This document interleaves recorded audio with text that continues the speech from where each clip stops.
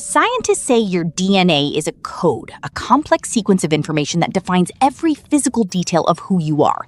But they didn't tell you whose name is actually written in that code, or why there is a coordinated effort right now to overwrite it. Are you a living temple of the divine, or are you slowly being converted into a corporate product? We've all seen the movies. We laughed at the idea of a future where humanity becomes a slobbering mass of idiotic consumers, barely able to speak or think for themselves. But what if that prophetic warning isn't just about entertainment? What if the kill switch for human independence has already been flipped? Today, we are decoding the four-letter signature in your veins and the global system trying to erase it. This isn't just a conversation about health. It's a deep dive into the war for the human archive. To understand the stakes, we have to look at the blueprints. For centuries, people have been fixated on a physical structure in Jerusalem, wondering when the third temple will be built. But the New Covenant tells us that something fundamental has shifted. The dwelling place of the Creator is no longer a building made by human hands. In 1 Corinthians, we are asked a pointed question. Do you not know that your body is the temple of the Holy Spirit who is in you, whom you have from God, and you are not your own? That's the theological foundation, but the biological reality is where it gets truly mind-blowing. If you look at the base of our DNA, you find four main amino acids: adenine, thymine, cytosine, and guanine. Researchers have found that the numerical pattern of these acids mirrors a specific frequency, 10, 5, 6, 5.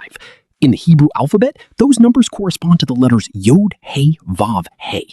The name of the Creator is literally encrypted into the chemical bonds of your very existence. If your DNA is a signature, then your body is private property that was bought at a price. But we are living in an era of what some call modern-day slavery, where that property is under constant siege. This isn't the slavery of the past with physical chains. It's a psychological and biological subjugation. It starts with the atrophy of our own minds. We're outsourcing our critical thinking to tools that do the work for us, and the consequences are more severe than we realize. Think about the Roman archway. It's a beautiful structure made of stones piled on top of stones, but it cannot stand or support any weight without the keystone. The keystone is the pinnacle that disperses the load and holds everything together. In human cognition, critical thinking is that keystone. But look at what's happening today. We use spell checkers that prevent us from internalizing language. We use GPS systems that, according to research from McGill University, actually cause our spatial memory to decline over time. It goes even deeper. New data from researchers at Microsoft suggests that by mechanizing our routine tasks through generative AI, we are depriving ourselves of the routine opportunities to practice judgment. This leaves our cognitive musculature atrophied and unprepared when real challenges arise. We are becoming a society that can't think for itself, relying on algorithms to tell us where to walk, what to order, and even how to dress. This is the idiocracy blueprint unfolding in real time. And while our minds are being de-skilled, our bodies are being targeted by mimetic desire. Humans are mimicking creatures. If we see someone we admire doing something, we subconsciously want to copy it. Corporate giants like Pfizer understand this perfectly. Why else would they pay celebrities like Michael Phelps or Pink to promote their products? It's a psychological trap designed to bypass your critical thinking and trigger a mimetic response. If they can convince you that your health is a corporate partnership, they've already won the war for the temple. We see this same pattern of submission in the world of substances. From alcohol to the deadliest synthetic drugs like fentanyl, the goal is the same: the destruction of the body and the enslavement of the will. Alcohol is marketed as a way to reduce tension, but it often ends in liver cirrhosis and the loss of memory. Fentanyl is so potent that a lethal dose is smaller than a grain of rice. These substances don't just damage your organs, they quench the spirit by dulling the conscience, that still small voice that is supposed to guide the temple. This brings us to a controversial but vital crossroads: the biological firewall of the conscience. We are often presented with a binary choice between cold science and spiritual conviction, especially regarding medical interventions. But what if your conscience is actually a sophisticated biological defense mechanism? If you have a sincerely held belief that your body is a temple, then protecting that temple isn't just a religious whim. It's an act of stewardship over the property God entrusted to you. There is a historical perspective we often miss. In 136 AD, the Roman Empire forbade the use of the holy name in an attempt to erode the identity of believers. They wanted to remove the most valuable things that had been entrusted to the people.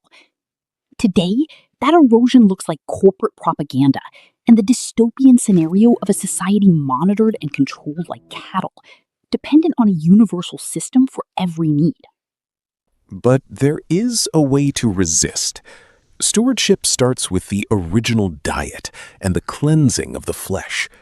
When you return to the principles found in the owner's manual of the Bible, focusing on what grows from the ground and the tree, the fog begins to lift. You regain a clear, powerful, functioning mind. You find energy you haven't felt since you were a teenager. You are no longer a slave to the weight scale, the food, or the pharmaceutical cycle. This resistance is also mental. It means practicing cognitive resistance. It means handwriting your notes to sustain your learning. It means using news aggregators to escape the corporate echo chambers that want to tell you what to believe. It means recognizing that every time you choose to think for yourself and care for your body, you are performing a spiritual act of rebellion against a system of slavery. We have to remember that the Holy Spirit is holy, good, and pure. He cannot dwell in a defiled temple where he is ignored and impurity is allowed to live. If we deliberately give in to the lusts of the system, whether that's through addiction to substances or addiction to the dopamine hits of a scrolling app, we are effectively foreclosing on our own temple. We are removing the keystone, and eventually, the archway will collapse. The war for the third temple is happening right now, but it isn't happening on a construction site in Jerusalem. It's happening in your DNA, in your habits, and in your heartbeat. You are the dwelling place for the Spirit of the living God. You have been bought at a price, and you are not your own. The architect's signature is written in your very cells. 10565. YHVH. Do not let the idiocracy become your reality. Do not let corporate propaganda rewrite your archive. Resistance starts with the stewardship of your own biology. It starts with honoring the signature that was placed upon you before you were even born. You are a temple, not a product. It's time to take back the keys. If you hear that still, small voice calling you to be cleansed and to step into a higher calling, do not hold back. The fog can lift. The atrophy can be reversed. You were made to function with a clear mind and a sovereign spirit. Set the example for others. Live a dignified life as a good steward of the property God has allowed you to occupy. Thank you for joining us for this deep dive into the war for the temple. Remember to question everything. Guard your conscience and never forget whose name is written in your DNA. The signature of the Father is one of selfless love, and it's the only thing that can truly set you free from the modern systems of slavery. Keep the temple holy. Keep the keystone strong. Thanks for watching another futuristic journey here at Tam BytZ. If you love what we do, make sure to like, comment, and share this video. Stay connected. Follow us on Facebook and Instagram for the latest updates and exclusive content. Don't forget to subscribe to our YouTube channel to never miss an update. Your support keeps us going. You can also support our work on Ko-fi. Thank you so much for your support. We'll see you in the next one.